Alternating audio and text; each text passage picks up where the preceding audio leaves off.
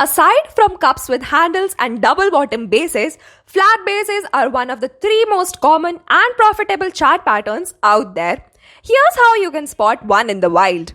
Typically shorter and shallower than a cup with handle or a double bottom base, the flat base needs only 5 weeks to form, and during that time, shares should not decline more than 15%.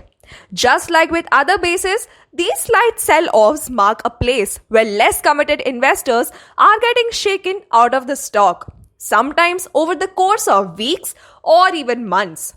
Now, a stock forming a flat base may already be on its way up. You will frequently see one form after shares have already broken out of a cup with handle or double bottom base. Think of a flat base as a place for a stock to take a breather before continuing to charge ahead. The buy point here is 10 cents above the highest point of the base, which marks the most recent area of resistance.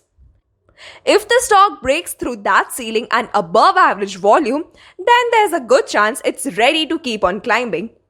Let's look at Tata Elxsi as an example. The IT consulting and services company started working on a flat base in October of 2020.